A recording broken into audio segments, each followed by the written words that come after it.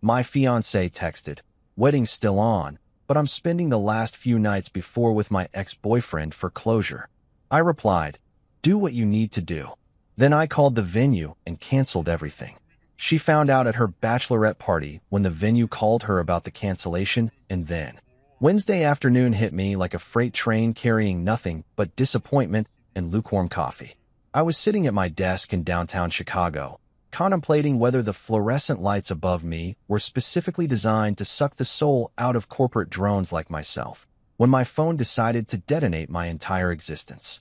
I'd just wrapped up 3 back-to-back client meetings that felt like medieval torture sessions disguised as strategic planning discussions, and honestly, I was already questioning my life choices before my phone even buzzed.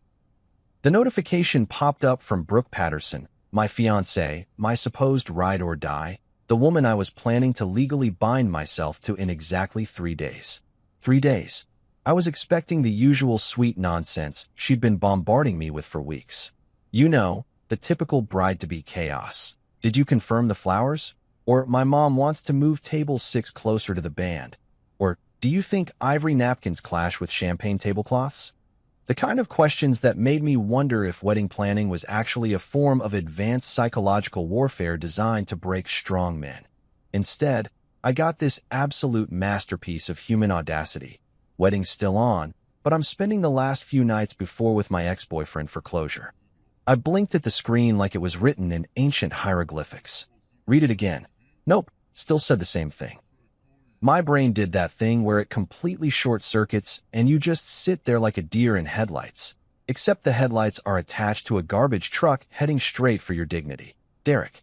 She was talking about Derek Morrison, the walking disaster she claimed she'd completely erased from her life like a bad tattoo. The guy she swore up and down was ancient history and totally irrelevant to our relationship. The same Derek who mysteriously kept popping up in her social media likes, and who somehow always managed to be at the same bars we frequented. Pure coincidence, right? Sure, Brooke. And I'm secretly Batman that I sat there staring at this text message like it might suddenly rearrange itself into something that made sense. Maybe autocorrect had gone rogue. Maybe she meant to send this to her therapist, or her diary, or literally anyone else on the planet besides the man she was supposed to marry in 72 hours. But no, this was definitely meant for me, because apparently I'd been dating someone who thought closure with an ex was a totally normal pre-wedding activity. My thumbs hovered over the keyboard like they were afraid to make contact. What exactly does one say to that? Thanks for the heads up, honey. Have fun with your emotional baggage. Should I pick up condoms for you too while I'm out? Great idea. Nothing says ready for marriage like a sleepover with your ex. Instead, my apparently masochistic fingers typed out, "Do what you need to do." I hit send and immediately wanted to throw my phone into the Chicago River. What the hell was wrong with me? Why didn't I respond with the righteous fury this situation clearly deserved? Why wasn't I demanding explanations or setting boundaries or doing literally anything that resembled having a backbone? Her response came back faster than a boomerang. "You're the best, Marcus. So mature and secure. This is why I'm marrying you." Oh, the irony was absolutely delicious. She was marrying me because I was mature and secure enough to let her shack up with her ex-boyfriend right before our wedding. What a catch I was. So mature, so secure, so completely spineless that I'd just given my blessing to what was essentially sanctioned cheating with a side of emotional manipulation that I put the phone down on my desk and stared at it like it might explode. The office around me continued its usual Wednesday afternoon hum. Keyboards clicking, phones ringing, Karen from accounting laughing way too loudly at something that definitely wasn't that funny. Normal people doing normal things while my world imploded in real time via text message. The thing is, I knew instantly, and I mean immediately, like some kind of divine revelation, that the wedding was already dead. Not postponed, not complicated, not something we'd work through with couples therapy and awkward conversations. Dead. Deceased. Pushing up daisies. It had died the moment she hit send on that text, and honestly, it had probably been on life support for months. Because here's the thing about closure. It's the biggest load of crap ever invented by people who want to have their cake and eat it too. You don't need closure from someone you're truly over. You don't need to spend a few nights processing feelings that should have been handled before you accepted someone else's engagement ring.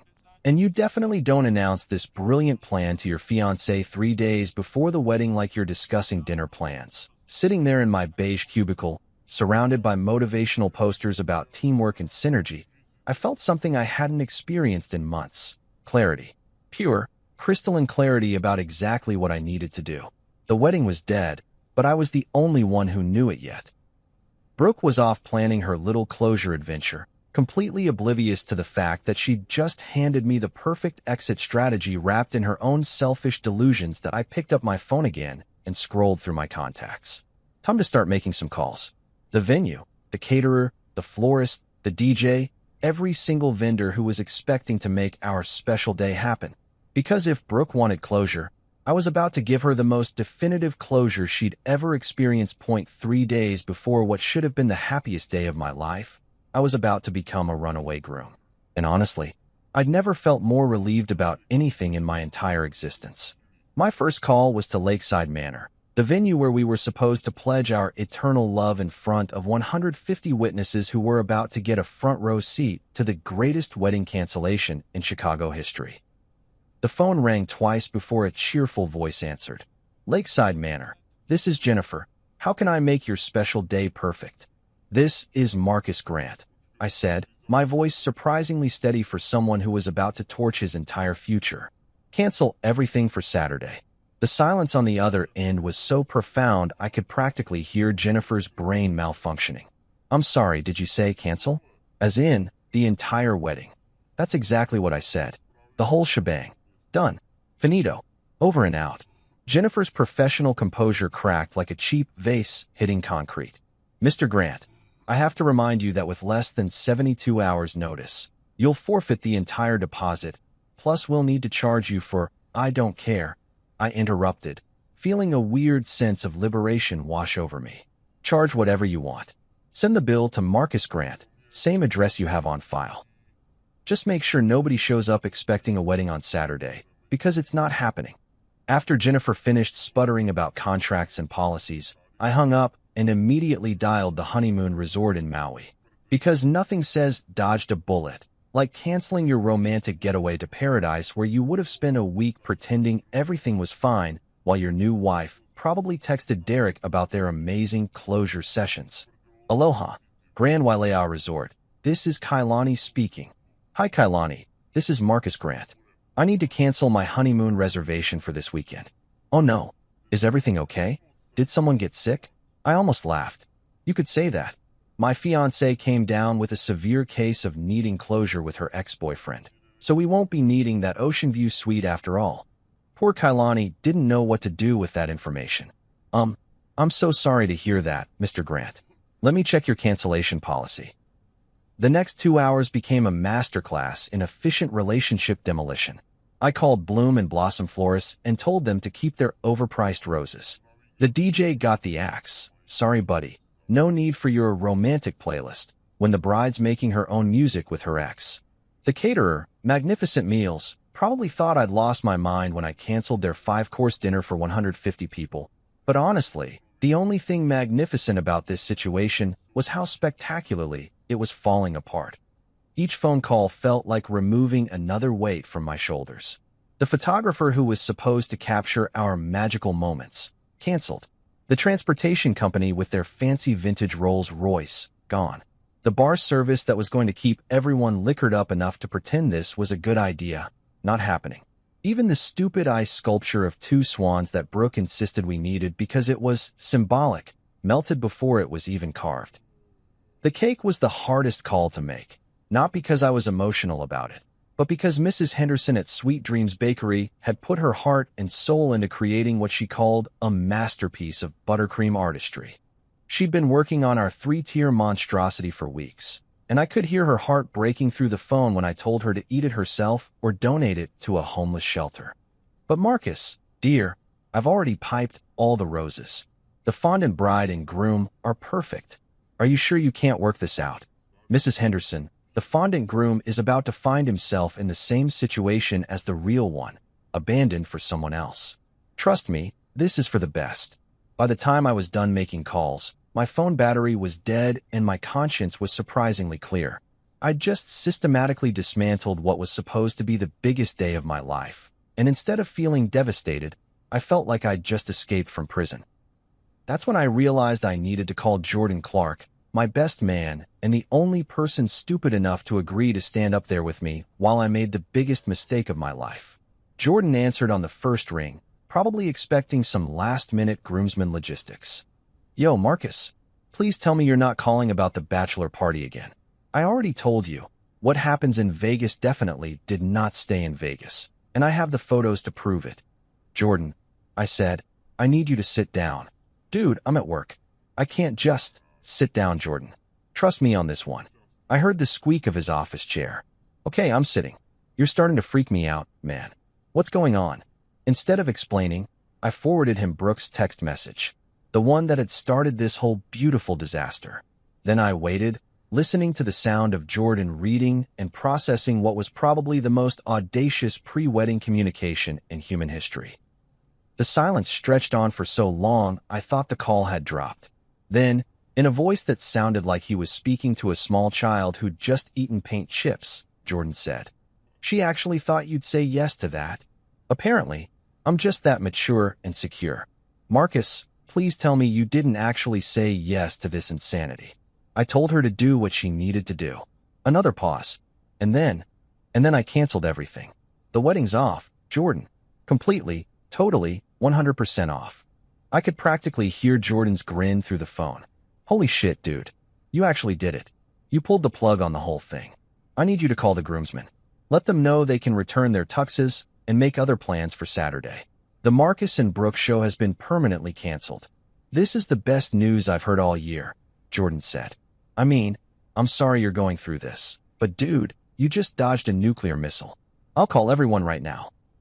Thanks, man. I owe you one. You don't owe me anything. You just gave me the best story I'll ever tell at parties for the rest of my life. After hanging up with Jordan, I packed my stuff from the apartment Brooke and I shared. It was amazing how little of my actual life was intertwined with hers. My clothes, my books, my coffee maker that she always complained was too loud in the mornings. Everything fit into 3 boxes and a suitcase that I left the engagement ring on the kitchen counter with a sticky note that read, "For closure." Then I walked out the door and never looked back. That night, while Brooke was out living her best bachelorette life downtown, completely oblivious to the fact that her wedding had been systematically dismantled like a house of cards in a hurricane, I was camped out at Jordan's apartment with him and his girlfriend Rachel, armed with enough snacks to survive a small apocalypse and the kind of morbid anticipation you usually reserve for watching disaster movies. Jordan's place was perfect for this kind of operation. A corner apartment with huge windows overlooking the city, a sectional couch that could comfortably seat a small army, and most importantly, excellent Wi-Fi for monitoring the incoming shitstorm. Rachel had gone full event coordinator mode, setting up what she called mission control on the coffee table, laptops, phone chargers, a notepad for keeping track of developments, and enough junk food to feed a fraternity house during finals week. This is either going to be the most epic meltdown in social media history, or absolutely nothing will happen and we'll all feel stupid, Rachel said, arranging bags of popcorn like she was preparing for a movie marathon. But honestly, based on what you've told us about Brooke, I'm betting on epic meltdown. Jordan was practically vibrating with excitement. Dude, I've been waiting for something like this my entire life. Remember in college when Sarah found out Brad was cheating through his Instagram story? This is going to be 10 times better. I had to admit, their enthusiasm was infectious. After spending months walking on eggshells around Brooke's increasingly dramatic wedding demands, it felt good to be around people who appreciated the sheer absurdity of what was happening. Plus, I'd already gone through the initial shock and anger during my vendor canceling spree. Now I was just curious to see how long it would take for reality to hit Brooke like a freight train carrying a load of her own poor life choices. I still can't believe she actually sent you that text, Rachel said, shaking her head. Like, what was the thought process there? Hey honey, I know we're getting married in 3 days, but I'm going to go bang my ex-boyfriend real quick for emotional reasons. Hope that's cool. The best part, Jordan added, is that she thought Marcus would just sit there and take it. Like he's some kind of doormat who'd be grateful she was even bothering to inform him about her extracurricular activities. I stretched out on the couch, feeling more relaxed than I had in weeks. You know what's funny? I think she genuinely believed I'd be okay with it. Like, in her mind, being mature and secure means letting your fiancé do whatever she wants without consequences. That's not mature, Rachel said. That's being a pushover. There's a difference between being understanding and being a human welcome mat. We'd strategically blocked Brooke and her entire wedding party from all our social media accounts. But Jordan had kept his phone open to monitor the situation. He'd set up a whole system, screenshots, screen recordings, the works. The man was more prepared than a war correspondent heading into a combat zone. So what's the timeline here? Rachel asked, consulting her notepad like she was planning a military operation. When do you think she'll figure out the wedding's been canceled? I checked my watch. The bachelorette party started at 7. Knowing Brooke, they'll spend the first few hours taking photos for Instagram, drinking overpriced cocktails, and talking about how blessed she is. The venue's automated system sends cancellation confirmations at 9:30, so we've got about an hour and a half of peace before all hell breaks loose, Jordan finished. Assuming she even checks her email during the party, Rachel pointed out. Some people actually put their phones away during special events. Jordan and I looked at her like she'd just suggested people might stop breathing for fun. You've met Brooke, right? Jordan said. The woman who live tweeted her own engagement? She's not putting her phone away for anything. He was right, of course. Brooke was the kind of person who documented every moment of her life like she was running for president and needed proof of all her activities. Her Instagram story probably had more updates than a breaking news feed during a natural disaster. Plus, I added, she specifically requested to be copied on all vendor communications. She wanted to stay in the loop and make sure nothing went wrong. Well, congratulations, Brooke. You're definitely going to stay in the loop. We settled in to wait, making predictions about how the night would unfold. Rachel thought Brooke would call me first, probably screaming. Jordan was betting on a complete social media meltdown with angry posts and dramatic proclamations. I was leaning toward a full-scale family intervention, complete with her mother Helen showing up at Jordan's door, demanding explanations. What I don't understand, Rachel said, opening a bag of chips, is why Derek went along with this plan. Like, what guy thinks it's a good idea to sleep with someone else's fiancée 3 days before their wedding? The kind of guy who's been trying to break them up for months, Jordan replied. Think about it. He gets to play the supportive ex-boyfriend while simultaneously sabotaging her relationship. It's actually kind of brilliant, in a completely psychotic way. Except he didn't count on Marcus having a spine, I pointed out. His whole plan depended on me being too pathetic to do anything about it. Their plan, Rachel corrected. Don't forget, Brooke was in on this too. She probably thought she could have her cake and eat it too. Marry you for stability and keep Derek around for whatever pathetic emotional validation she gets from him. The more we talked about it, the clearer it became that this whole situation had been brewing for months. All those times Derek mysteriously showed up places. All those conversations about closure and unresolved feelings. All those moments when Brooke seemed distracted or defensive when I asked about her past relationships. It hadn't been paranoia or insecurity on my part. It had been pattern recognition. You know what the really messed up part is? I said, grabbing a handful of popcorn. If she'd just been honest about still having feelings for Derek, we could have broken up like normal people. Instead, she decided to string me along right up until the wedding, like I was some kind of backup plan. That's what narcissists do, Rachel said matter-of-factly. They keep people around as options while they explore other opportunities. The engagement ring was probably just insurance in case things didn't work out with Derek. Jordan's phone buzzed with a notification, and we all froze like we'd been caught doing something illegal. He checked the screen and grinned. It's starting. At exactly 9:23 p.m., Jordan's phone lit up like a Christmas tree having an electrical malfunction. We'd been sitting there for over 2 hours, munching on snacks and making increasingly ridiculous predictions about how Brooke's night would implode, when the automated email system at Lakeside Manor decided to drop its little digital bomb right into her perfectly curated bachelorette party. Oh shit, here we go, Jordan said, his eyes glued to his phone screen. The venue just sent the cancellation notice. Rachel leaned over his shoulder, practically vibrating with anticipation. Did she see it yet? Give it a minute, I said, feeling weirdly calm about the whole thing. She's probably too busy posing for photos to check her email immediately. I was right, of course. Brooke's Instagram story had been updating every 15 minutes like clockwork since 7 o'clock. The progression was almost artistic in its predictability. Pre-party shots of her getting ready in a white satin robe that probably cost more than most people's rent. Arrival photos at the rooftop bar in matching bride tribe shirts that made everyone look like they were advertising a cult. Group shots with overpriced cocktails that came with sparklers because apparently regular drinks weren't extra enough for this crowd. Her maid of honor, Gretchen Morrison, yes, Derek's sister, because apparently this whole situation needed an extra layer of family drama, had been documenting everything with the enthusiasm of a war correspondent covering the liberation of Paris. The photos showed 12 women in various shades of pink and white, all grinning like they'd just won the lottery, while Brooke held court in the center wearing a tiara that looked like it came from a children's dress-up box. "Look at this," Jordan said, showing us his screen. "Posted 20 minutes ago. My girls got me the perfect tiara because I'm literally a princess tonight. 3 more days until I become Mrs. Grant.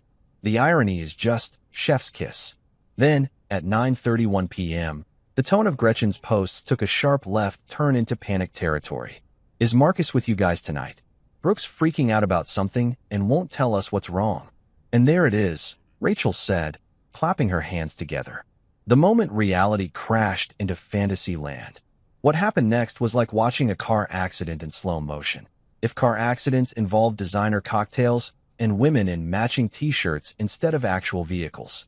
Jordan kept screenshot capturing everything as the updates got progressively more frantic. Gretchen's posts went from confused to concerned to borderline hysterical in the span of about 10 minutes. "OMG, something is seriously wrong. Brooke just locked herself in the bathroom and won't come out. She's crying and screaming about Marcus ruining everything. What is happening?" "The bathroom breakdown," I observed. Classic Brooke move. Whenever she can't control a situation, she retreats to the nearest lockable room and has a complete meltdown. "Should we feel bad about this?" Rachel asked, though her tone suggested she wasn't feeling particularly guilty. "About what? About her finally facing the consequences of her own actions?" "Nah, I'm good," I replied, grabbing another handful of popcorn. The real entertainment started when Brooke's mother, Helen Patterson, began her assault on everyone's voicemail. Jordan had the brilliant idea to put his phone on speaker so we could all enjoy the increasingly unhinged messages as they came in. Message 1, 9:47 p.m. "Jordan, this is Helen Patterson. I need you to call me immediately. There's been some kind of misunderstanding about the wedding arrangements, and I need to speak with Marcus right away." Message 2, 9:52 p.m. "Jordan, I don't know what kind of childish game Marcus is playing, but he needs to stop this nonsense immediately. He's ruining my daughter's life over nothing. Call me back." Message 3, 10:08 p.m. "This is absolutely ridiculous. Marcus is being completely unreasonable and childish. We have 150 guests flying in from all over the country, and he's throwing a tantrum like a spoiled brat. We'll sue him for every penny of those deposits if he doesn't fix this immediately." The legal threats, Rachel noted. Right on schedule. When narcissists can't manipulate, they always go straight to intimidation. "Except all the contracts are in my name," I pointed out. "Good luck suing me for canceling my own wedding." Message 4 was where Helen really let her true colors show. "Fine, if that's how he wants to play it. We'll have the wedding without him. Brooke deserves better than some paranoid, insecure little boy who can't handle a mature woman having closure with her past." "Oh, this is getting good," Jordan said, rubbing his hands together like he was about to watch his favorite movie. But the real cherry on top of this disaster Sunday came when Derek himself decided to get involved. At 10:23 p.m., he actually had the audacity to text Jordan directly, as if they were old buddies who regularly chatted about relationship drama. "Hey man, can we talk? This whole thing is getting out of hand. Brooke is hysterical, and I think there's been a misunderstanding. Can you ask Marcus to call me? We need to have a man-to-man conversation about this." Jordan looked at me with raised eyebrows. "Want me to respond?" "Go for it," I said. "But keep it classy." Jordan's fingers flew over his keyboard. "My guy, you literally told the groom you'd be sleeping over with his bride 3 days before the wedding. What exactly did you think would happen? that he'd send you a fruit basket and a thank you note. The response came back almost immediately. It's not like that. It's complicated. Brooke has unresolved feelings, and she needed closure before she could fully commit to Marcus. I was just trying to help her work through her emotions. Oh, how noble of you, Rachel said sarcastically. What a selfless act of service, sleeping with someone else's fiancé to help her work through her feelings. Jordan typed back, Dude, if you're going to home wreck, at least own it. Don't insult everyone's intelligence by pretending you're doing it out of the goodness of your heart. Meanwhile, the Instagram updates from the bachelorette party had completely stopped. The last post was from 9:19 p.m., a group shot of everyone toasting with champagne, captioned, To new beginnings and happily ever after. The timestamp made it even more perfect. They'd been celebrating right up until the moment the cancellation email arrived. I kind of feel bad for the other girls, Rachel said. They probably have no idea what's going on. They're just there to celebrate their friend's wedding, and suddenly, she's having a complete breakdown in a bathroom. Don't feel too bad, I replied. Half of them have been dealing with Brooke's drama for years. This is probably just Tuesday for them. By 10:45 p.m., the messages had stopped coming. Either Brooke's phone had died, she'd thrown it in the Chicago River, or someone had physically restrained her from sending any more unhinged communications. The silence was almost more ominous than the chaos had been. Think it's over? Rachel asked. Jordan and I looked at each other and started laughing. Oh, this isn't even close to over, I said. This is just the opening act. Tomorrow's going to be the real show.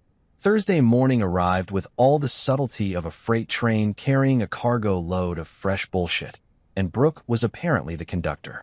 I woke up on Jordan's couch to 17 missed calls, 43 text messages, and what can only be described as the most creative work of fiction I'd ever seen posted on social media.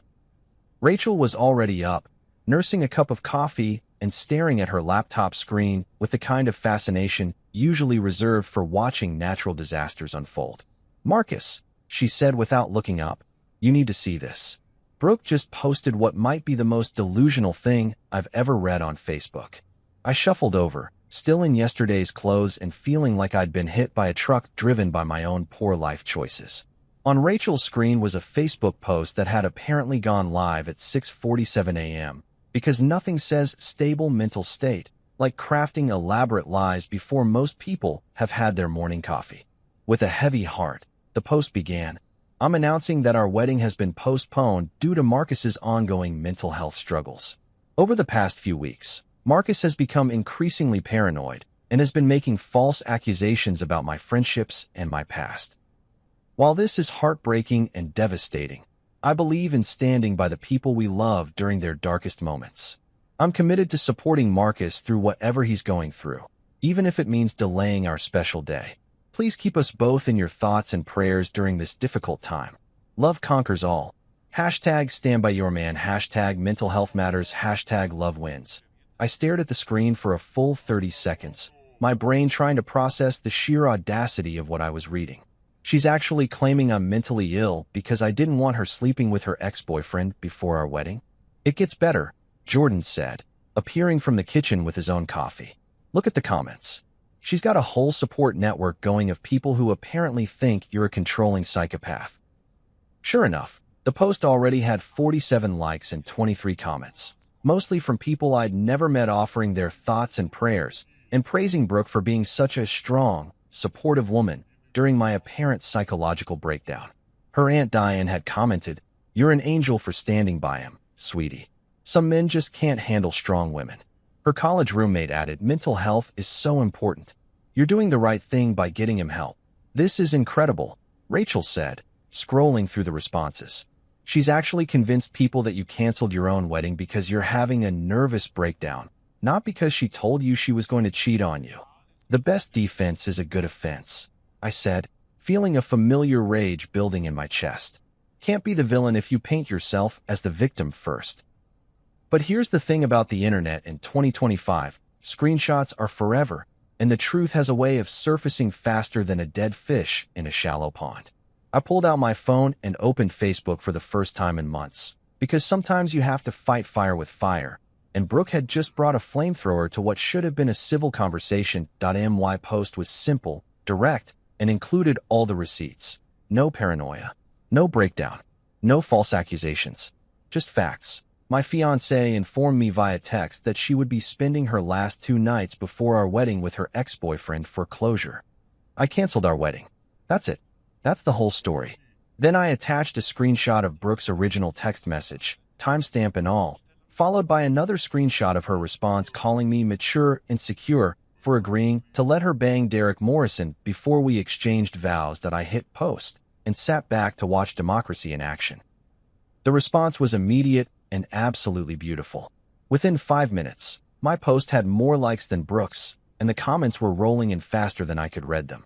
"Brooke told you what?" From my cousin Sarah. "Holy shit, dude. You dodged a bullet." From my college buddy Mike. "This woman is absolutely insane." From Rachel's sister, who I'd met exactly once at a barbecue. But the real nail in Brooke's coffin came from an unexpected source.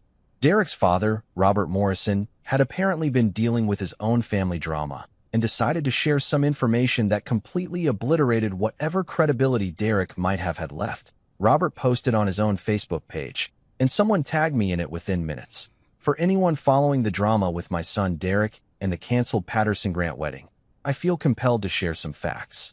Derek has been lying to everyone, including the Patterson family, about having cancer. The medical emergency that supposedly brought him and Brooke back together? Complete fabrication. He's been using this lie to manipulate people for months. I found out yesterday when I called his oncologist to offer support. There is no oncologist. There is no cancer. There is no medical crisis. There's just my son being a manipulative piece of garbage, and I'm done covering for him. The post included photos from a golf tournament Derek had played in the weekend before, looking perfectly healthy and celebrating his hole-in-one with a beer that definitely wasn't prescribed by any cancer doctor. "Oh my God," Rachel said, reading over my shoulder. "Derek's been faking cancer to get sympathy from Brooke.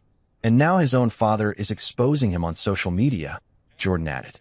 "This keeps getting better and better." Within an hour, the entire narrative had flipped. Brooke's post was being shared and mocked across multiple friend groups, with people commenting things like, "Did you really think nobody would fact-check this?" And "Girl, the screenshots don't lie." Someone had even created a side-by-side comparison of her post and my screenshots with the caption, "When keeping it real goes wrong." The best part was watching Brooke try to control the damage in real time. She started deleting comments that didn't support her narrative, then deleted the entire post when the negative responses outnumbered the supportive ones. Then she posted again, this time claiming her account had been hacked and that someone was spreading lies about her. But the internet had already done its thing.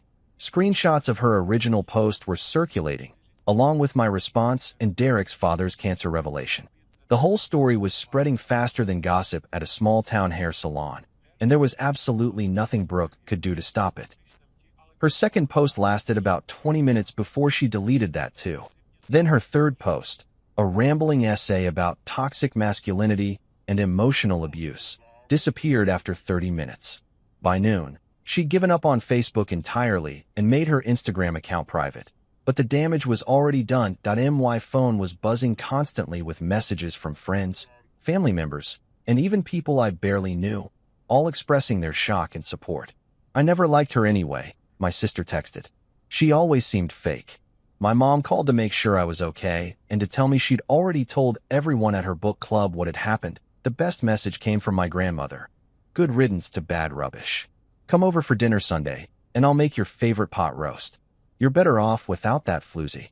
Gotta love Grandma's no-nonsense approach to relationship advice. Thursday night at Jordan's apartment felt like being inside a fortress under siege, except instead of medieval armies, we were dealing with an angry mob of wedding guests who apparently thought showing up unannounced was a totally reasonable response to having their Saturday plans canceled. I was sprawled on the couch, finally starting to relax after watching Brooke's reputation get absolutely demolished on social media all day, when Jordan's Ring doorbell started going absolutely berserk. "What the hell?" Jordan said, checking his phone. "Someone's at the door." The video feed showed what can only be described as the most pathetic war party ever assembled.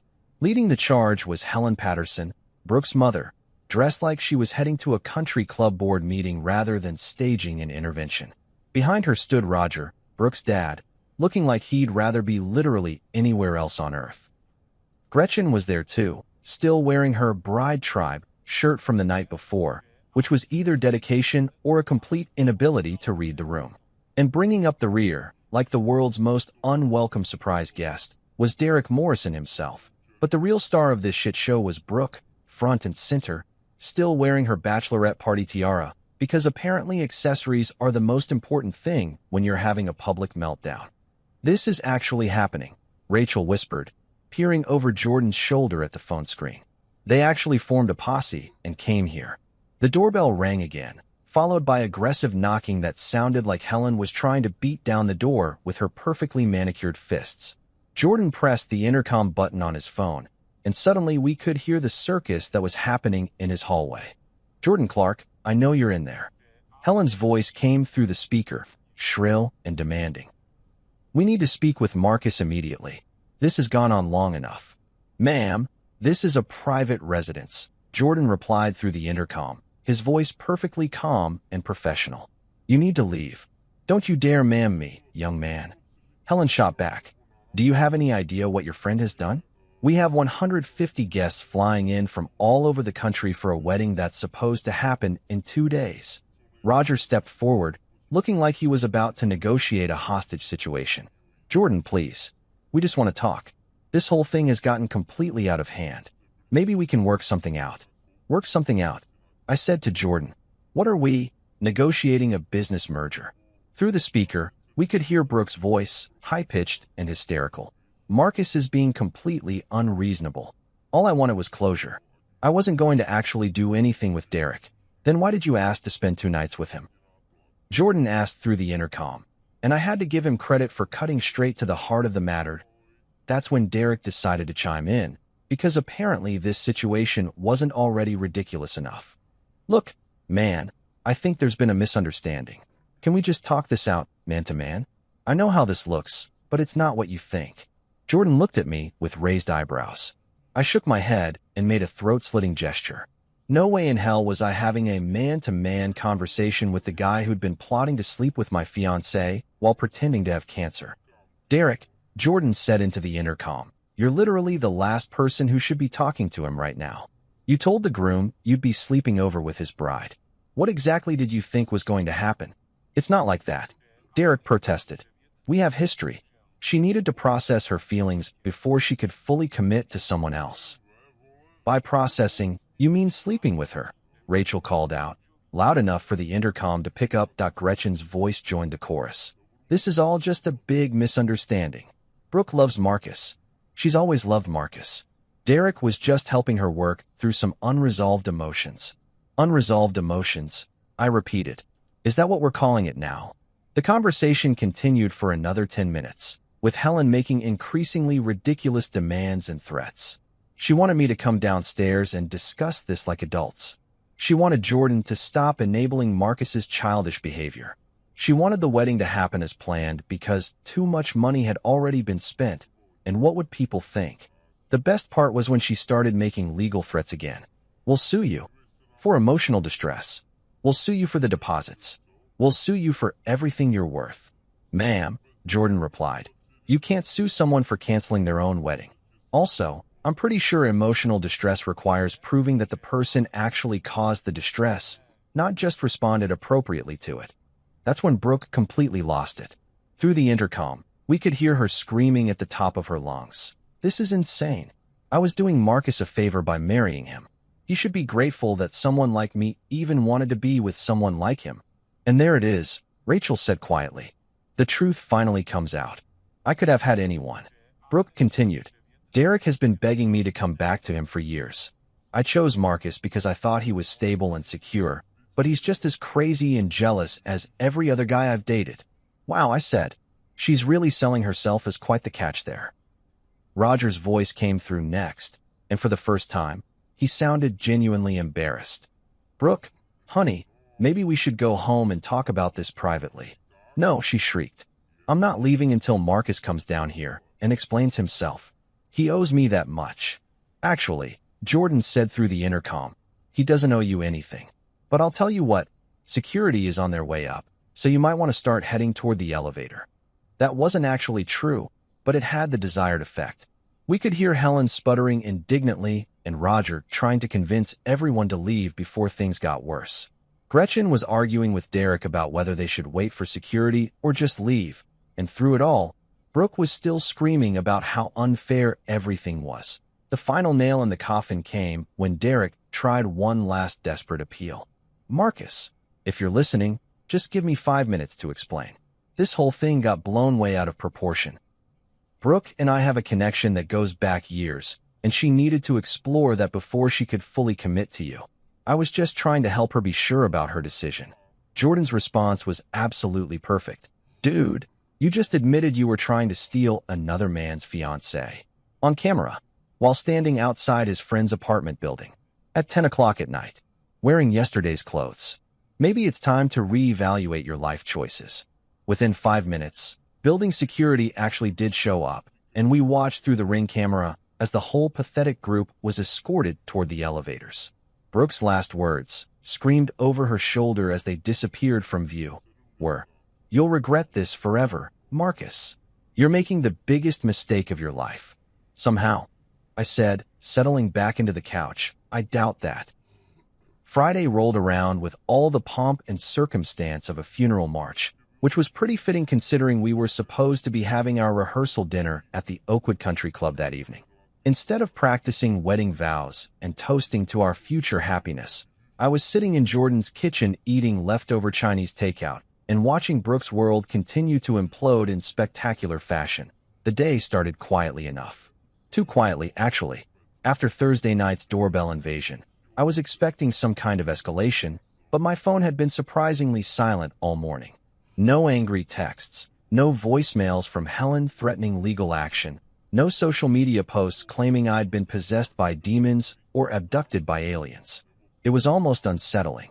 "This is the calm before the storm," Rachel said, sipping her coffee and scrolling through her phone. Brooke's not the type to just give up and accept defeat. She's planning something. She was right, of course. At exactly 2:30 p.m., my phone rang with a call from the Oakwood Country Club. I recognized the number because I called them Wednesday to cancel our rehearsal dinner reservation, along with everything else on our wedding weekend itinerary. "Mr. Grant, this is Patricia from Oakwood Country Club," the voice said, sounding frazzled and confused. "I'm calling because we have a situation here, and I need to verify some information with you." "What kind of situation?" I asked, though I had a pretty good idea where this was heading. "Well, sir, we have a woman here claiming to be your fiancée, and she's insisting that your rehearsal dinner is still on for tonight. She's with an older woman who says she's the mother of the bride, and they're demanding that we honor your reservation. They're saying there was some kind of miscommunication about the cancellation." I could hear shouting in the background, and Patricia's voice dropped to a whisper. "Mr. Grant, I have to ask, did you actually cancel this reservation, or was there some kind of mistake?" "I absolutely canceled it," I said. "Wednesday afternoon, around 3 o'clock. I spoke with someone named Jennifer, I think. The reservation was completely canceled, and I was told there would be cancellation fees." "That's what our records show," Patricia confirmed. "But these women are insisting it's a mistake, and they're causing quite a scene. The older woman is demanding to speak with the manager and threatening to charge everything to your credit card." "My credit card?" I laughed. "Patricia, I need you to understand something very clearly. I am not getting married tomorrow. There is no wedding. There is no rehearsal dinner. These women are not authorized to use my credit card for anything, and if they try, it's fraud. Do you understand?" "Yes, sir, I understand completely. Should I call security?" Through the phone, I could hear Helen's voice getting louder and more indignant. "This is absolutely ridiculous. We've been planning this event for months. You cannot treat paying customers this way." "Patricia," I said, "yes, please call security. And if they refuse to leave, call the police. I want this documented in case they try to pull any more stunts." 20 minutes later, Patricia called me back. "Mr. Grant, I wanted to follow up. We did have to call the police to escort them off the property." The younger woman became quite belligerent when we explained that the reservation was canceled, and the older woman actually tried to physically push past our hostess to get to the private dining room. "Are you serious?" "Unfortunately, yes. The police report is being filed as trespassing and attempted fraud." They tried to force us to charge your card for services you'd already canceled. The officer said this kind of thing happens more often than you'd think with canceled weddings. I thanked Patricia and hung up, feeling a weird mix of vindication and secondhand embarrassment. How desperate do you have to be to show up at a venue you know has been canceled and try to force them to honor a reservation that doesn't exist? But the real entertainment came later that afternoon when my phone rang again, this time from a number I didn't recognize. I almost didn't answer, but curiosity got the better of me. Marcus. The voice was hesitant, embarrassed. This is Roger. Roger Patterson. Brooke's dad. The man who'd looked like he wanted to disappear into the floor during Thursday night's apartment invasion. Hi, Roger, I said, genuinely curious about what he could possibly want to discuss. Listen, son, he said, and I could hear the exhaustion in his voice. I need to ask you something, and I want you to be completely honest with me. Is this really what you want? Is this how you want this whole thing to end? For a moment, I almost felt bad for him. Roger had always seemed like a decent guy who'd gotten stuck in the middle of his wife and daughter's drama. But then I remembered why we were having this conversation in the first place. Roger, did you see Brooke's text message? The one where she told me she was going to spend 2 nights with her ex-boyfriend before our wedding. Silence on the other end. Because I've got screenshots if you want to see them, I continued, along with her response calling me mature and secure for letting her do it. More silence. And did you know that Derek has been lying about having cancer? That the whole medical emergency that brought them back together was completely fake? A long sigh. Yeah, I saw Robert's post yesterday about Derek faking the cancer thing. So knowing all that, do you really think I should marry your daughter tomorrow? The pause stretched on for so long I thought the call had dropped. Finally, Roger spoke again, his voice barely above a whisper. No. No. I guess I wouldn't want my son to marry someone who did that to him. I appreciate your honesty, Roger. I really do. Marcus, for what it's worth, I'm sorry. I knew Helen was encouraging this whole closure thing with Derek. She thought he had money, thought maybe Brooke could do better. I should have said something, but... He trailed off. But what? But I've been thinking about divorce for 2 years, and I didn't want to rock the boat until after the wedding. Guess that doesn't matter now. Holy shit. Brooke's parents were getting divorced too? This day just kept getting better and better. I'm sorry to hear that, Roger. But maybe this is all for the best. For everyone. Yeah, he said sadly. Maybe it is. Take care of yourself, Marcus. You're a good kid, and you deserve better than this circus. After he hung up, I sat there staring at my phone, trying to process everything that had happened. In the span of 3 days, I'd canceled my wedding, watched my ex-fiancé have multiple public meltdowns, been threatened with lawsuits, had my mental health questioned on social media, gotten invaded by angry relatives, and now learned that my almost-in-laws were splitting up too. And somehow, despite all the chaos and drama, I felt better than I had in months. Everything okay? Jordan asked, walking into the kitchen. Yeah, I said, surprising myself with how much I meant it. Everything's actually pretty great. Friday night was supposed to be our rehearsal dinner. Instead, I was sitting in Jordan's living room eating pizza and watching what can only be described as the most spectacular social media meltdown in human history unfold in real time on Instagram Live. If someone had told me a week ago that I'd be spending the night before my wedding watching my ex-fiancé have a complete psychological breakdown on the internet, I would have recommended they seek professional help. But here we were, living in the timeline where nothing made sense and everything was simultaneously horrible and hilarious. The IT started around 9 o'clock. Rachel was the first to notice, frantically waving her phone at us from across the room. Oh my God, you guys, Brooke just went live on Instagram. And she's drunk. Very, very drunk. The 3 of us huddled around Rachel's phone like we were watching the final episode of our favorite TV show. The video quality was shaky, clearly being filmed on a phone that wasn't being held steady, and the lighting was terrible. But there was Brooke, sitting on what was obviously Derek's couch. I recognized that hideous abstract art on the wall behind her from his social media posts, wearing her bachelorette party tiara and holding a glass of wine that was definitely not her first of the evening. Hi everyone. She slurred into the camera, her makeup smudged and her hair looking like she'd been running her hands through it for hours.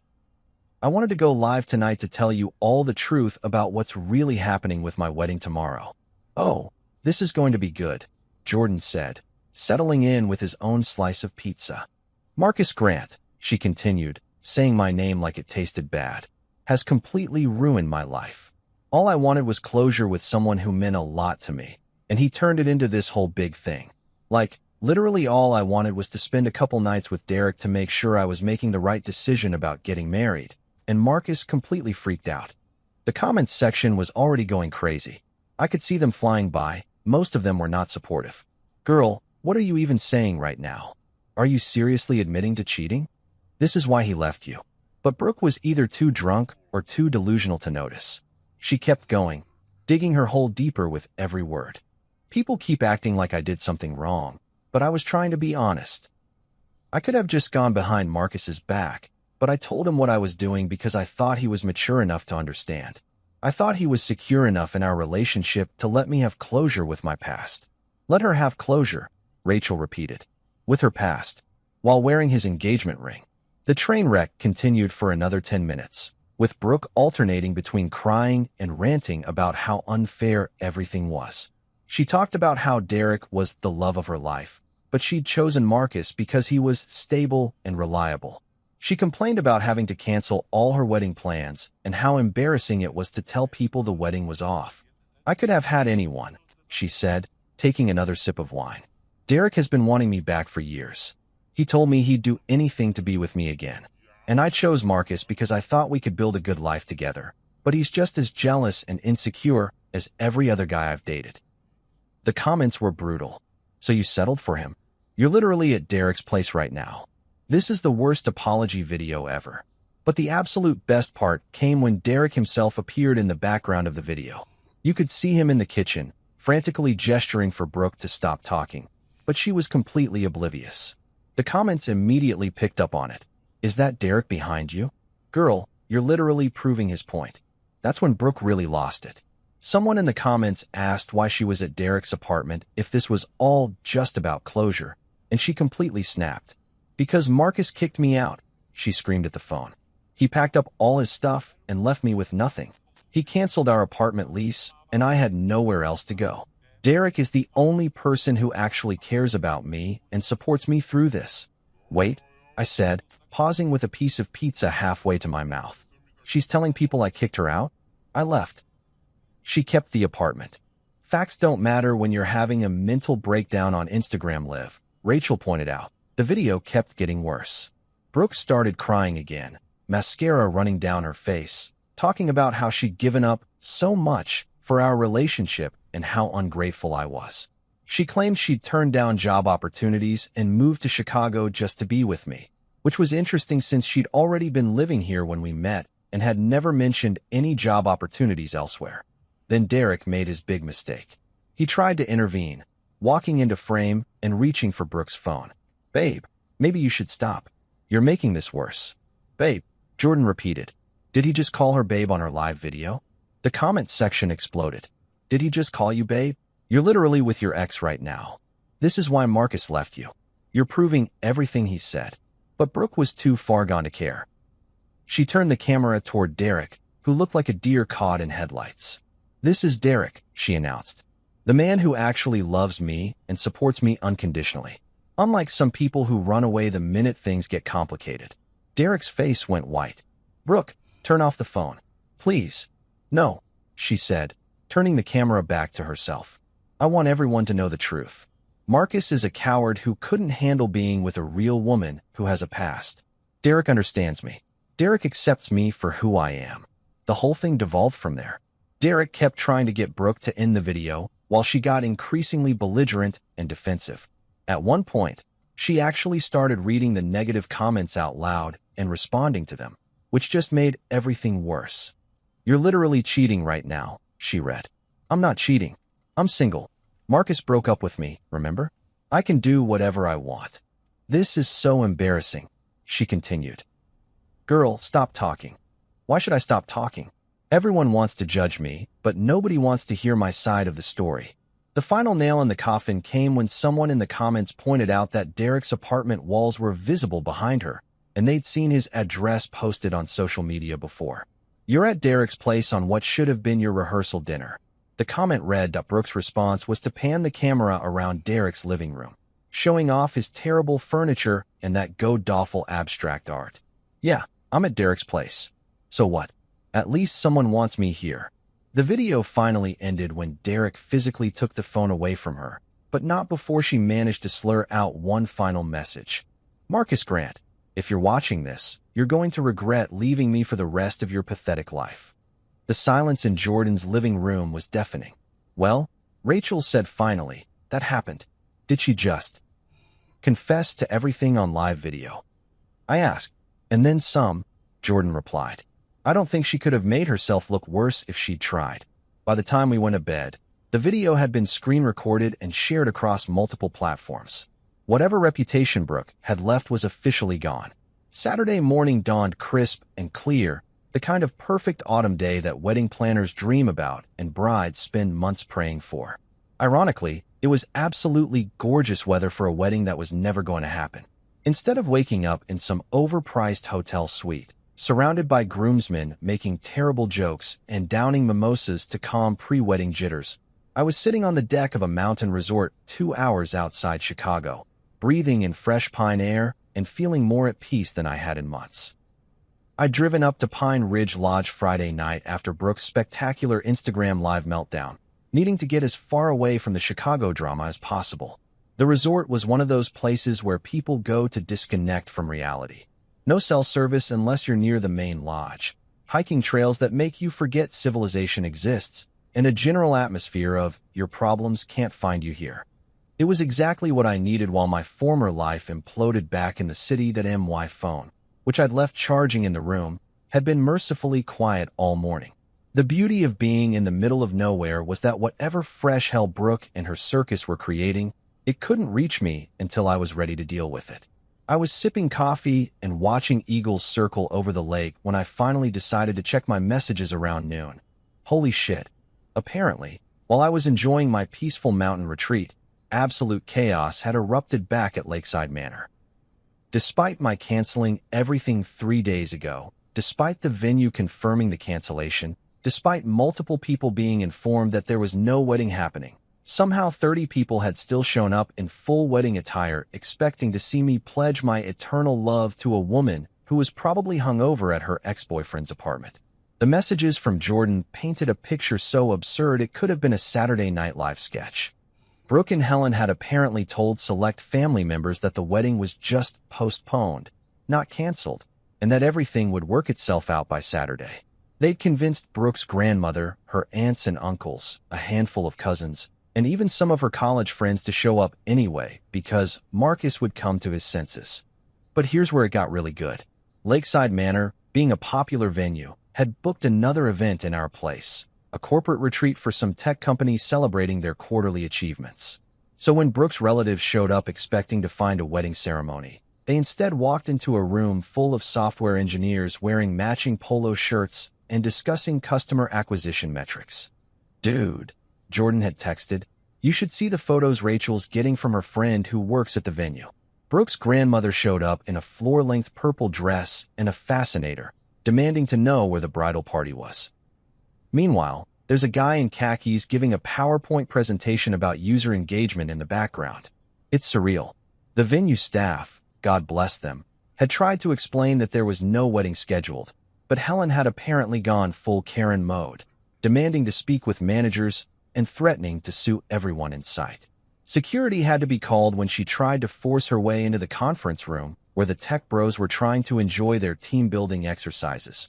But the absolute crown jewel of this disaster was what happened when Derek's father, Robert Morrison, showed up. Apparently, Derek had been telling his parents that he was getting married to Brooke, conveniently leaving out the small detail that she was supposed to be marrying someone else first. Robert had driven 4 hours from Milwaukee, wearing his best suit and carrying a wedding gift, expecting to watch his son finally settle down with a nice girl. Instead, he walked into a clusterfuck of confused wedding guests, corporate retreat attendees, and venue staff trying to manage the chaos. When he asked where Derek was, someone helpfully informed him that Derek was probably at home with his fiancée, who had just canceled her wedding to another man 3 days ago. According to the reports I was getting, Robert had stood there for a full minute processing this information before asking to speak with Helen Patterson. The conversation that followed was apparently loud enough to be heard over the corporate team's trust fall exercises. "Your daughter was supposed to marry someone else today?" Robert had asked, his voice carrying across the entire venue. "It's complicated," Helen had replied, probably realizing that her carefully constructed narrative was about to collapse. "And my son was involved with her while she was engaged to this other man. Derek and Brooke have a special connection. My son helped break up an engagement?" Robert's voice was getting louder. "My son, who I raised to be a decent human being, was sleeping with another man's fiancée?" That's when Helen made her fatal mistake. "Your son has cancer." Brooke was just being supportive during his medical crisis. The silence that followed was apparently so complete that even the tech bros stopped their presentation to see what was happening. Robert stood there, staring at Helen, before pulling out his phone and calling Derek right there in front of everyone. "Derek," he said, loud enough for half the venue to hear, "I'm standing in a place where you're supposed to be getting married today, except there's no wedding because the bride was apparently already engaged to someone else. And this woman is telling me you have cancer. So I have one question for you. What the fuck is going on?"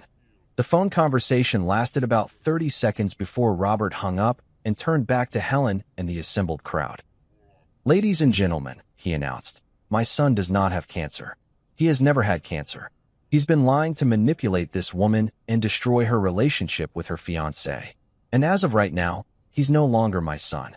Then he walked out, leaving his wedding gift on the reception table and Helen standing there with her mouth open like a fish out of water. The police were called for the second time in 3 days, and the whole group was finally escorted off the property. But the damage was done. Brooke's family had witnessed the complete exposure of Derek's lies, Helen's manipulation tactics, and the utter insanity of their entire plan. The best part, according to Jordan's updates, was that Brooke's sister Diana had been recording the whole thing on her phone. By the time I was reading these messages, clips of Robert disowning Derek and Helen's shocked reaction were already circulating on social media. Diana had even sent a message to Jordan. "Please tell Marcus I'm sorry for my family's insanity. This is completely unhinged, and I'm done with all of them. Also, can you send me his address? I want to return the wedding gift I bought. He deserves better than this circus." As I sat there reading about the spectacular finale to what should have been my wedding day, I felt something I didn't expect: gratitude. Not just relief, not just vindication, but genuine gratitude that Brooke had sent me that text on Wednesday.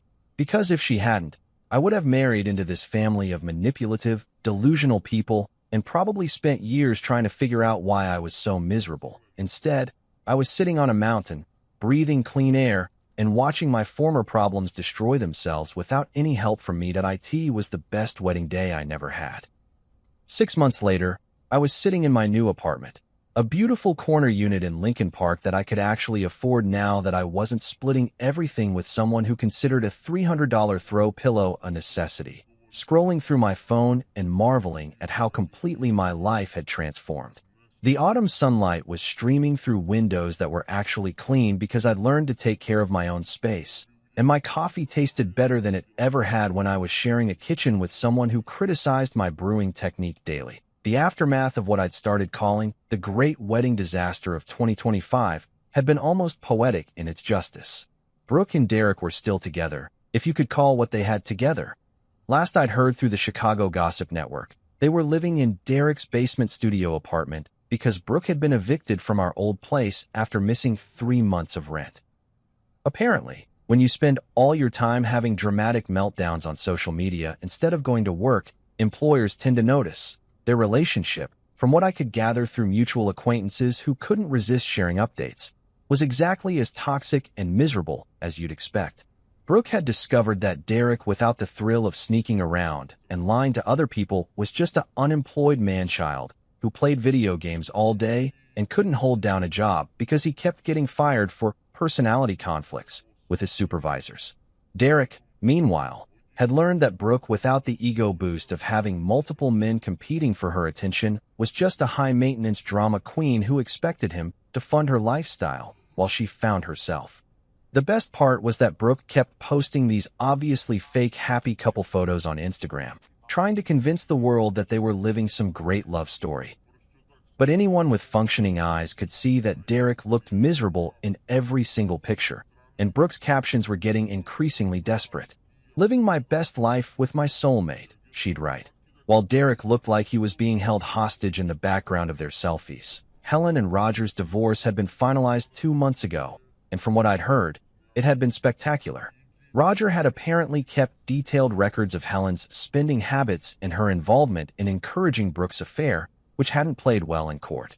Helen was now living in a one-bedroom apartment and working at a department store cosmetics counter, a far cry from her country club queen lifestyle. Roger, meanwhile, had moved to Florida, bought a boat, and according to his Facebook posts, was living his best life fishing and playing golf without anyone telling him he was doing it wrong. The Morrison family drama had been equally satisfying to watch from a distance. Derek's father, Robert, had followed through on his threat to disown his son, cutting off all financial support and removing Derek from his will. Derek's mother had sided with Robert after learning the full extent of Derek's lies and manipulation. Last I'd heard, Derek had tried reaching out to them around Christmas, but they'd refused to even take his calls. But honestly, the most satisfying part of this whole experience wasn't watching my former problems self-destruct. It was discovering what my life looked like when I wasn't constantly managing someone else's emotional chaos. For the first time in years, I could make plans without having to check with someone who might suddenly decide she had feelings about whatever I wanted to do. I could have friends over without worrying about whether they'd meet Brooke's social standards. I could eat cereal for dinner if I wanted to, or spend an entire Saturday reading without someone complaining that I was being antisocial. My work life had improved dramatically too. Without the constant stress of relationship drama, I'd been able to focus on my projects and had gotten promoted to senior account manager just last month. My boss had actually commented on how much more creative and confident I'd become, which was hilarious because all I'd done was remove one extremely negative person from my daily routine. The climbing group I joined had become a regular part of my week, and through them I'd met Elise Chun, a software engineer who worked for one of those companies that makes apps people actually use instead of corporate nonsense. When I told her the story of my canceled wedding, she'd laughed so hard she'd almost fallen off the climbing wall. "Wait," she'd said. "She actually thought you'd be okay with her sleeping with her ex-boyfriend before your wedding? And then she was surprised when you canceled everything. She called me mature and secure for agreeing to it," I'd explained. "That's not mature, that's being a doormat. There's a huge difference."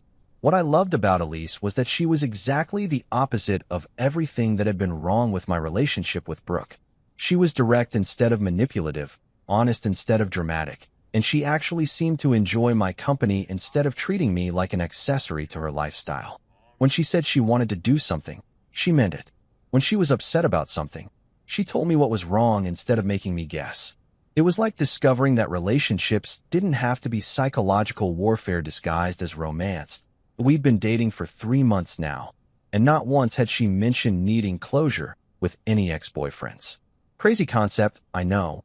The few mutual friends I still had from my Brooke days would occasionally update me on the ongoing drama.